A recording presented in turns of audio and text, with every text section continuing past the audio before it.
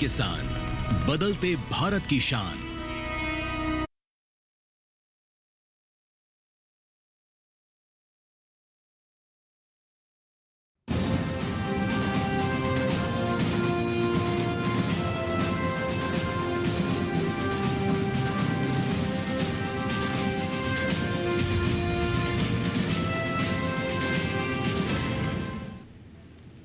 नमस्कार, स्वागत है आपका किसान समाचार में। मैं हूं रेशमा आपके साथ। आइए नजर डालते हैं इस वक्त की हेडलाइंस पर। प्रधानमंत्री नरेंद्र मोदी ने असम के दरांग में 6,300 करोड़ रुपए से अधिक के प्रमुख बुनियादी ढांचे और औद्योगिक विकास परियोजनाओं का किया उद्घाटन और शिलान्यास। कहा, जीएसटी दरें कम होने से किसान और दुकानदार के साथ साथ आम लोगों को होगा फायदा।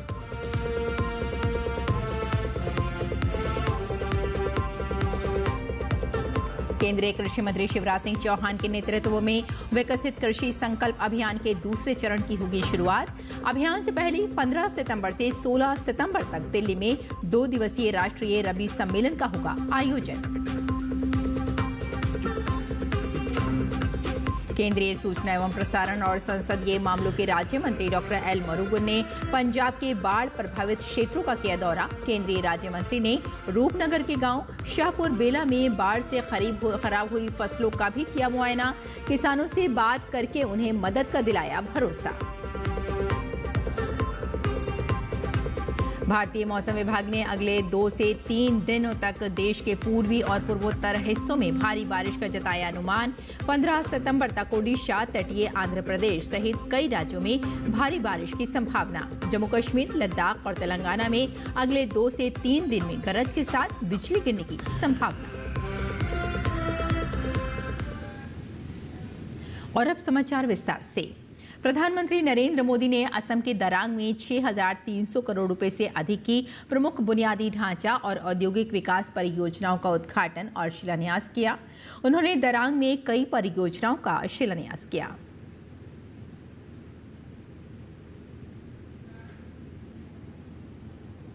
प्रधानमंत्री मोदी ने कहा कि जीएसटी की दरें कम होने के बाद बीमा कराना सस्ता हो जाएगा।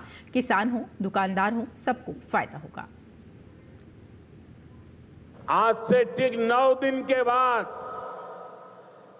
नवरात्रि का पहला दिन होगा। जीएसटी की दरें बहुत कम हो जाएगी और इससे असम के, देश के हर परिवार को फायदा होगा। रोजमर्रा की बहुत सारी चीजें और सस्ती हो जाएगी। हमने सीमेंट पर टैक्स कम किया है। इसके लिए जिसको घर बनाना है उसका खर्चा कम होगा। कैंसर जैसी अनेक गंभीर बीमारियों की अनेक महंगी दवाएं सस्ती हो जाएगी। बीमा कराना सस्ता हो जाएगा। और जिस नौजवानों को मोटरसाइकिल लेनी है, नई कार खरीदनी है, वो भी सस्ती हो जाएगी। आजकल आप देखते होंगे मोटर कंपनियों में ऐसी होड़ मची है, एडवर्टाइजमेंट दे रहे हैं 60,000 कम, 80,000 कम, 1 लाख रुपया कम। लगातार इससे जुड़े विज्ञापन दे रहे हैं। यानी माताएं, बहनें हो, नौजवान हो, किसान हो, दुकानदार हो, सबका फायदा होने वाला है। ये फैसला आपके त्योहारों की चमक और बढ़ाने वाला है। प्रधानमंत्री मोदी ने कहा कि असम में घुसपैठियों से जमीन वापस ली जा चुकी है। अब वहां किसानों के लिए गरु खूंटी कृषि परियोजना चल रही है। नौजवान कृषि सैनिक बन के खेती कर रहे हैं। अब ये जमीन कृषि विकास का केंद्र बन गई है। असम में लाखों बीघा जमीन घुसपैठियों से मुक्त की जा चुकी है। दरांग जिले में भी बहुत बड़ी जमीन से कब्जा हटाया गया है। यहां गोरुखुंटी इलाके में कांग्रेस के समय घुसपैठियों का कब्जा था। आज वो जमीन वापस ले जा चुकी है। अब वहां किसानों के लिए गोरु खुंटी कृषि परियोजना चल रही है। वहां के नौजवान अब कृषि सैनिक बनकर खेती कर रहे हैं। सरसों, मक्का, उड़द, तिल, कद्दू सब कुछ वही उग रहा है। यानी जो जमीन कभी घुसपैठियों के कब्जे में थी, आज वही जमीन असम के कृषि विकास का नया केंद्र बन गई है। साथियों, भाजपा की सरकार घुसपैठियों को देश के साधनों संसाधनों पर कब्जा नहीं करने देगी। भारत के किसानों, भारत के नौजवानों, हमारे आदिवासियों का हक हम किसी को नहीं छीनने देंगे। और विकसित कृषि संकल्प अभियान के पहले चरण की सफलता के बाद केंद्रीय कृषि एवं किसान कल्याण और ग्रामीण विकास मंत्री शिवराज सिंह चौहान के नेतृत्व में अभियान के दूसरे चरण की शुरुआत होने जा रही है। पिछली बार खरीफ फसल के लिए अभियान शुरू हुआ था और अब रबी फसल को लेकर देश भर के कृषि वैज्ञानिक इस अभियान के जरिए गांव-गांव जाकर किसानों से मिलेंगे और आवश्यक जानकारी देंगे, उनकी समस्याएं सुनेंगे और प्रधानमंत्री नरेंद्र मोदी जी के लैब टू लैंड मंत्र को साकार करने में भूमिका निभाएंगे। अभियान की तैयारियों के क्रम में ही 15 सितंबर से नई दिल्ली में 2 दिवसीय राष्ट्रीय कृषि सम्मेलन रबी अभियान 2025 पूसा नई दिल्ली में आयोजित हो रहा है। पहले दिन केंद्र एवं राज्यों के अधिकारियों के बीच महत्वपूर्ण विषयों पर चर्चा की जाएगी। 16 सितंबर को सभी राज्यों के कृषि मंत्री एवं केंद्रीय कृषि मंत्री व राज्य मंत्री विस्तृत चर्चा करेंगे, जिसमें नवीनतम तकनीक एवं बीजों को किसानों तक किस तरह प्रभावी तरीकों से पहुंचाया जाए, इसके लिए गहन चिंतन एवं समीक्षा की जाएगी। सभी राज्यों के पदाधिकारी अपनी टीम के साथ इसमें भाग लेंगे। पहली बार इसमें कृषि विज्ञान केंद्र के वैज्ञानिकों को भी आमंत्रित किया गया है, जो क्षेत्रीय अनुभव एवं चुनौतियों का साझा करेंगे तथा आगे की रणनीति तय करेंगे। कार्यक्रम के अंतर्गत विभिन्न विषयों पर समानांतर तकनीकी सत्र आयोजित होंगे। इनमें विशेषज्ञों, वैज्ञानिकों और राज्यों के प्रतिनिधियों द्वारा प्रस्तुतियां दी जाएंगी तथा खुली चर्चा के माध्यम से व्यवहारिक समाधान सामने लाए जाएंगे। जल सुरक्षित भारत की दिशा में प्रगति को तेज करने के लिए एक रणनीतिक कदम में ग्रामीण विकास मंत्रालय ने ICAR के NASC कॉम्प्लेक्स AP शिंदे संगोष्ठी हॉल में मिशन अमृत सरोवर पर एक राष्ट्रीय कार्यशाला का आयोजन किया। इस कार्यक्रम में राज्यों और केंद्र शासित प्रदेशों के सभी प्रमुख अधिकारियों को मिशन के दूसरे चरण के लिए तकनीकी क्षमता बढ़ाने और सहयोगात्मक नवाचार को बढ़ावा देने के लिए एक साथ लाया गया। मिशन अमृत सरोवर का दूसरा चरण जमीनी स्तर पर मिशन को लागू करने और तालाबों की परिणाम आधारित निगरानी करने के लिए जमीनी प्रणालियों को मजबूत करने हेतु जन भागीदारी और तकनीकी नवाचारों पर केंद्रित है। कार्यशाला का एजेंडा मिशन की तकनीकी नींव को मजबूत करने और अमृत सरोवरों को टिकाऊ समुदाय संचालित केंद्रों में बदलने पर केंद्रित था। चर्चाएं और सत्र प्रारंभिक लक्ष्यों से आगे बढ़ने पर केंद्रित थे, जिन्हें पहले ही 68,000 से अधिक तालाबों के निर्माण के साथ पार कर लिया गया था। इस आयोजन का एक मुख्य आकर्षण आयतन माप पर गहन तकनीकी प्रशिक्षण था, जो मिशन के प्रभाव को आकलन करने के लिए एक महत्वपूर्ण मीट्रिक है।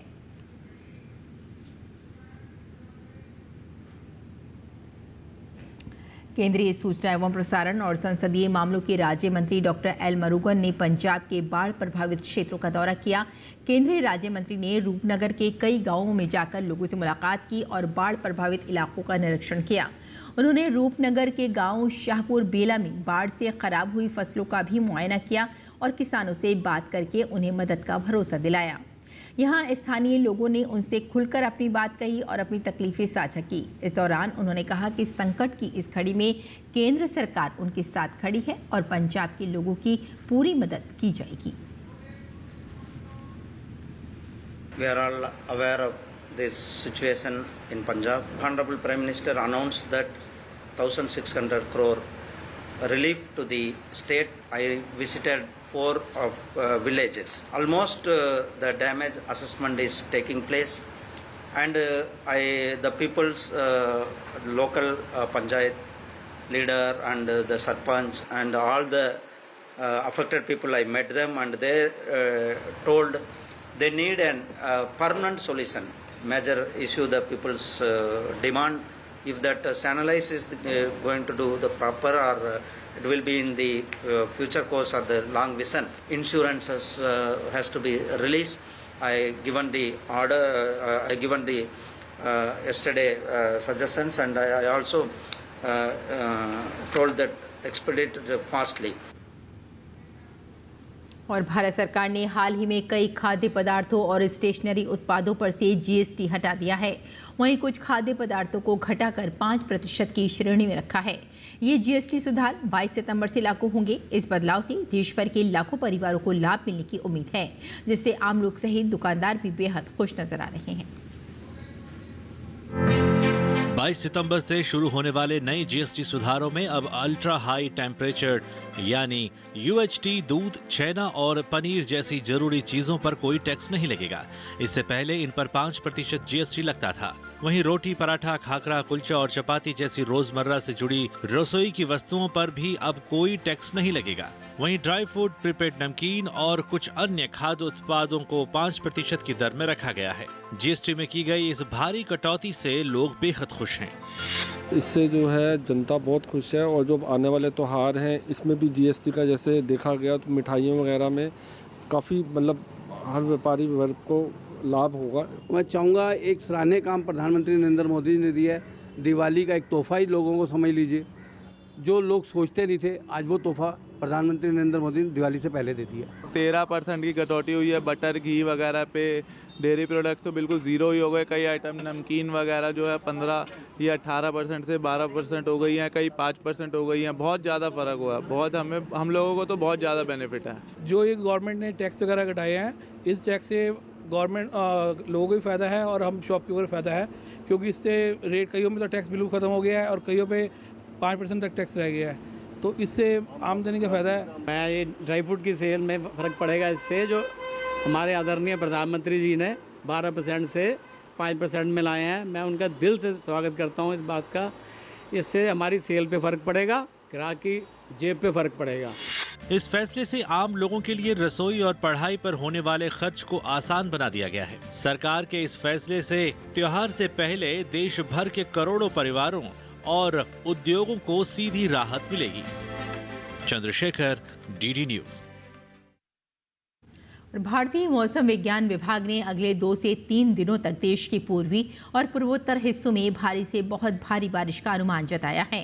हालांकि दिल्ली में आज बारिश को लेकर कोई अलर्ट नहीं है। दिल्ली में तापमान 27 से 34 डिग्री सेल्सियस रहेगा।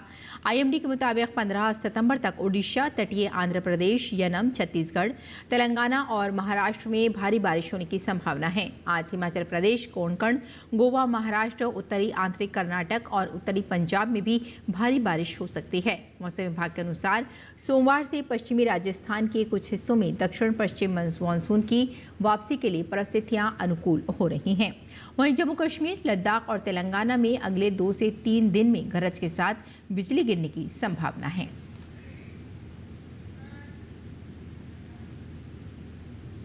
केंद्रीय वित्त मंत्री निर्मला सीतारमण ने जीएसटी परिषद की 56वीं बैठक के बाद ऐलान किया कि सभी तरह की व्यक्तिगत जीवन बीमा पॉलिसी और उनके पुनर्बीमा पर अब कोई जीएसटी नहीं लगेगा। फिलहाल इन पर अभी 18% की दर से जीएसटी लगता है। डीडी न्यूज संवाददाता गिरीश निशाना ने जीवन बीमा पॉलिसी पर लगने वाले जीएसटी कटौती और उस पर पड़ने वाले प्रभाव के बारे में कैलाश हॉस्पिटल के ग्रुप निदेशक डॉक्टर पल्लवी शर्मा से विशेष बातचीत की। जीएसटी की नई दरों में स्वास्थ्य और जीवन बीमा पर भी 0% कर दिया गया है। इस पर ज़्यादा बात करने के लिए हमारे साथ मौजूद हैं डॉक्टर पल्लवी शर्मा, जो ग्रुप डायरेक्टर हैं कैलाश हॉस्पिटल की। मैम, किस तरह देखते हैं आप नई दरों को? ये एक बहुत ही सकारात्मक कदम है जो सरकार द्वारा लिया गया है और हमारे माननीय प्रधानमंत्री जी, जो कि जन जन के प्रधानमंत्री जाने जाते हैं, उन्होंने ये जनता को एक तरीके से एक उपहार ही दिया है। जैसे उन्होंने लाल किले की प्राचीर से कहा कि आपको दिवाली पर मैं दूंगा, उन्होंने पहले ही नवरात्रों पर उसका बेनिफिट जो है वो दे दिया गया है। मेडिकल में जो डिवाइसेस चाहिए आपको, एम्बुलेंस ले लीजिए, व्हीलचेयर पे कॉस्ट ले लीजिए, या जैसे इंश्योरेंस के माध्यम से आपने बोला, तो इंश्योरेंस एक मध्यम वर्गीय व्यक्ति डरता है इंश्योरेंस लेने से, क्योंकि वो सोचता है कि अरे ये तो अफोर्डेबल नहीं है मेरे लिए, एक्सेसिबल नहीं है मेरे लिए।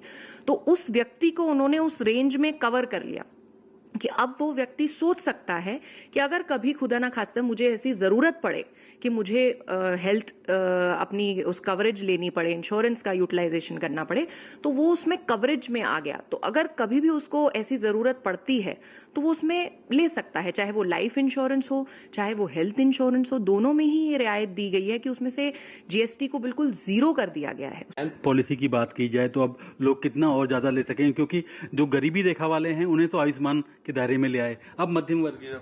बिल्कुल बिल्कुल, मध्यम वर्गीय व्यक्ति जो है वो आमतौर पे सैलरीड व्यक्ति होता है, तो उसको उसके जेब का खर्च जो है वो उसकी सैलरी का डिवीजन होता है कि जैसे अब आपने देखा होगा कि मेजर 6 सेक्टर्स में उन्होंने चेंज किए, तो वो सारे 6 सेक्टर इतने सोच समझ के चुने गए हैं जो एक मध्यम वर्गीय व्यक्ति का डे टू डे कॉस्ट पे इम्पैक्ट डालते हैं। तो ये थी डॉक्टर पल्लवी शर्मा जो बता रही थी कि किस तरह से स्वास्थ्य के क्षेत्र में और ख़ास तौर पर जीवन बीमा को लेकर जिस तरह से जीएसटी 0% की गई है, उसका फ़ायदा आने वाले समय में और ज़्यादा लोगों को मिलेगा। कैमरामैन राहुल चोपड़ा के साथ गिरीश निशाना, डीडी न्यूज़, नोएडा। और आइए अब जान लेते हैं देश में मंडियों का भाव।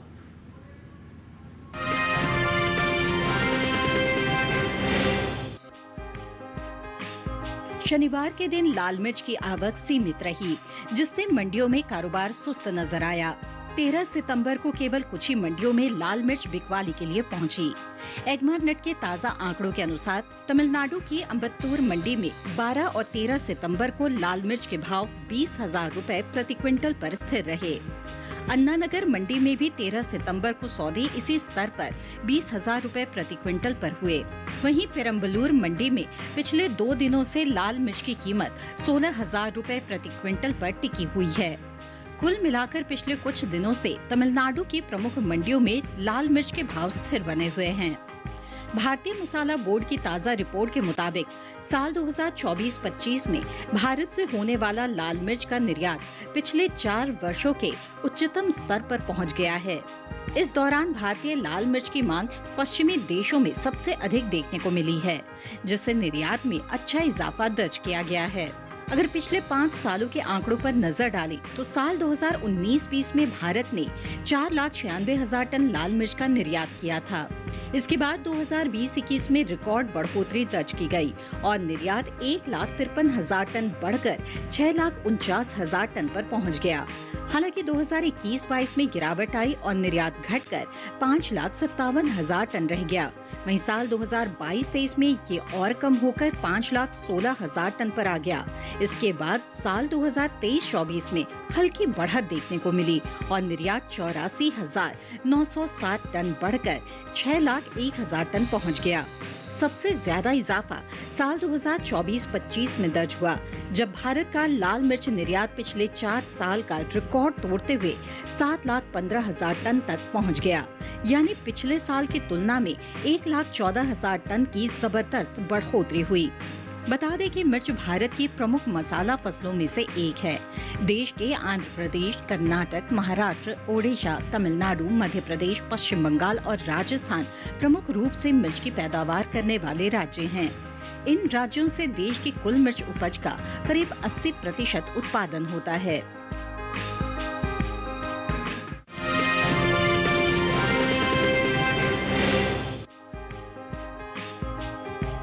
चालू खरीफ सीजन में सोयाबीन की बुआई चल रही है। कृषि मंत्रालय की ओर से हाल ही में जारी किए गए ताज़ा आंकड़ों से पता चला है, खरीफ सोयाबीन की बुआई बीते साल से पीछे चल रही है। साल 2024-25 में सोयाबीन की खरीफ बुआई 126,04,000 हेक्टेयर में हुई थी, जबकि इस साल यानी साल 2025-26 के लिए खरीफ सोयाबीन की बुआई 120,32,000 हेक्टेयर में हो चुकी है। मंडियों में इन दिनों सोयाबीन की आवक सीमित है। वहीं इसके हाजिर भाव एगमार्ट के मुताबिक कुछ इस प्रकार रहे। गुजरात की धोराजी मंडी में 12 सितंबर को पीली सोयाबीन की कीमत थी 3,980 रुपए। 13 सितंबर को इसके दाम में 50 रुपए की तेजी दर्ज की गई, जिसके बाद पीली सोयाबीन का भाव हो गया 4,030 रुपए। जबकि राज्य की ही जसदन मंडी में इस दौरान सोयाबीन की कीमत में कोई बदलाव नहीं हुआ। 12 और 13 सितंबर को यहां सोयाबीन 4,000 रुपए पर बिकी। वहीं मध्य प्रदेश के इंदौर मंडी में 12 सितंबर को सोयाबीन का भाव रहा 4,350 रुपए। 13 सितंबर को इसके सौदों में 10 रुपए की मजबूती दर्ज की गई, जिसके बाद सोयाबीन का भाव 4,360 रुपए हो गया। कृषि एवं किसान कल्याण मंत्रालय ने साल 2024-25 के कृषि फसलों का तीसरा अग्रिम अनुमान जारी किया है। इसके मुताबिक खरीफ सोयाबीन की पैदावार में इस बार बढ़ोतरी हो सकती है। अनुमान है कि साल 2024-25 में खरीफ सोयाबीन की पैदावार 151,80,000 टन तक पहुंच सकती है, जबकि पिछले साल ये पैदावार 130,62,000 टन रही थी।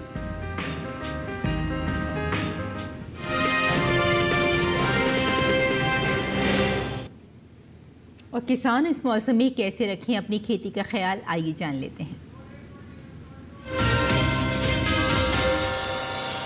नमस्कार, आप देख रहे हैं डीडी किसान। मैं हूं एआई कृष और आज हम भारत के विभिन्न राज्यों में होने वाली खेती किसानी से संबंधित सलाहों के बारे में पूरी जानकारी देंगे। जम्मू कश्मीर में मूली की बुवाई कर सकते हैं, यहां फूल गोभी की रोपाई कर लें, साथ ही पत्ता गोभी की रोपाई करें। अभी मक्के में कीट लगने की संभावना है, ऐसे में मक्के में कीटों से बचाव के लिए कृषि विशेषज्ञों की सलाह से कीटनाशक का छिड़काव करें। किसान गाजर की बुवाई कर लें, जम्मू कश्मीर में धान की कटाई कर सकते हैं, वहीं बीन की तुड़ाई कर लें। हिमाचल प्रदेश में टमाटर की तुड़ाई करें, इसके साथ ही बैंगन की तुड़ाई कर सकते हैं। किसान फूल गोभी के खेत में निराई और गुड़ाई कर लें। इसके अलावा यहाँ भिंडी की तुड़ाई कर सकते हैं, साथ ही शिमला मिर्च की तुड़ाई करें। हिमाचल में पालक की बुवाई कर लें। उत्तर प्रदेश में बैंगन की रोपाई कर सकते हैं, साथ ही टमाटर की रोपाई कर लें। यहाँ फूल गोभी की रोपाई करें। किसान हरी मिर्च की रोपाई करते रहें। इसके अलावा नींबू की रोपाई करें। इस समय अमरूद की रोपाई कर लें। वहीं गन्ने की बुवाई के लिए समय उपयुक्त है। उत्तर प्रदेश में मूंग के खेत में निराई कर लें। किसान उड़द के खेत में निराई कर सकते हैं। अभी ग्वार की बुवाई कर लें। यहीं पालक की बुवाई करते रहें। उत्तर प्रदेश में शलगम की भी रोपाई कर लें। इसके साथ ही खीरे की बुवाई कर सकते हैं। किसान लौकी की बुवाई करें। इसी तरह करेले की बुवाई करें। इस समय धान में कीट लगने की आशंका है, ऐसे में धान में कीटों से बचाव के लिए कृषि विशेषज्ञों की सलाह से कीटनाशक छिड़कें। इसी तरह कृषि और किसानों से जुड़ी हर महत्वपूर्ण जानकारी के लिए हमारे साथ जुड़े रहिए और देखते रहिए डीडी किसान। धन्यवाद।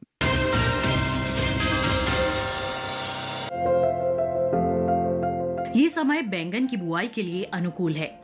बैंगन की बुआई करने से पहले खेतों को अच्छी तरह तैयार कर लें। खेतों की जुताई कर जमीन को समतल कर लें। बुआई करते समय पौध से पौध की दूरी 60 सेंटीमीटर और पंक्ति से पंक्ति की दूरी 60 से 75 सेंटीमीटर रखें। किसान बैंगन की कई किस्मों की बुआई इस समय कर सकते हैं, जैसे पूसा श्यामला। इस किस्म की बुआई पंजाब, उत्तर प्रदेश, बिहार और झारखंड में कर सकते हैं। बैंगन की ये किस्म लंबे आकार की होती है। इस किस्म की 1 हेक्टेयर में 390 क्विंटल पैदावार ले सकते हैं। इसकी शाखाएं सीधी होती हैं और पौधा कांटा रहित होता है। पूसा पर्पल क्लस्टर की बुआई भी की जा सकती है।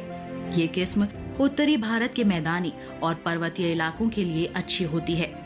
1 हेक्टेयर में 200 क्विंटल पैदावार ली जा सकती है। इसकी लंबाई 10 से 12 सेंटीमीटर होती है। इसका रंग गहरा बैंगनी होता है। इसके अलावा पूसा अंकुर की बुआई की जा सकती है। पूसा अंकुर राजस्थान, गुजरात, हरियाणा, दिल्ली, मध्य प्रदेश और महाराष्ट्र में लगाने के लिए काफी अच्छी है। इस किस्म का आकार गोल होता है।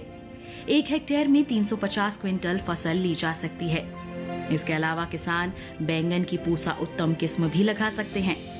बैंगन की इस किस्म की बुआई पंजाब, उत्तर प्रदेश, बिहार और दिल्ली में की जा सकती है। इसका आकार भी गोल होता है। बुआई के तुरंत बाद पहली सिंचाई करें। खरपतवार नियंत्रण के लिए किसी भी दवा का छिड़काव विशेषज्ञों की सलाह पर ही करें।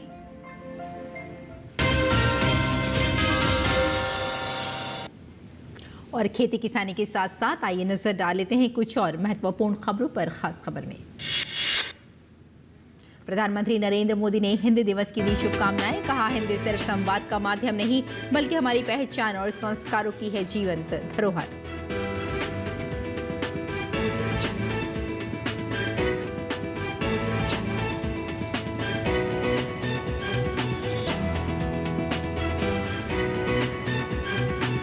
हिंदी दिवस पर केंद्रीय गृह मंत्री अमित शाह ने देशवासियों को शुभकामनाएं दी। अपने वीडियो संदेश में उन्होंने कहा कि 2014 के बाद से सरकारी कामकाज में हिंदी को बहुत बढ़ावा दिया गया है।